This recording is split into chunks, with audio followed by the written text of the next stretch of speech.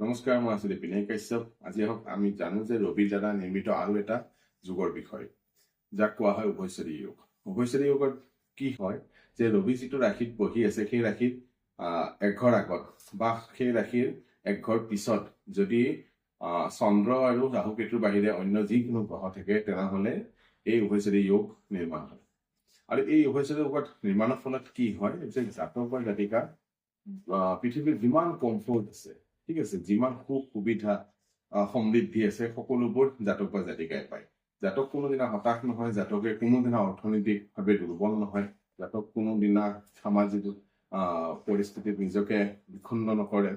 জাতকে সদায় চব ফালৰ পৰা যিটো শক্তি আছে জাতক বা জাতিকাই পায়। খালি কণ্ডিশ্যন হ'ব লাগিব কি ৰবি দেৱতা য'ত আছে ৰবিৰ একঘৰ আগত বা ৰবিৰ একঘৰ পিছত গ্ৰহ শূন্য হ'ব নালাগিব। তাত চন্দ্ৰ আৰু ৰাহু কেতুৰ বাহিৰে বাকী যিকোনো গ্ৰহ যেনে বুধ, মংগল, বুধ, বৃহস্পতি, শুক্ৰ, শনি যিকোনো গ্ৰহ যদি থাকে তেনেহলে উভয়চৰী যোগৰ নিৰ্মাণ হ'ব।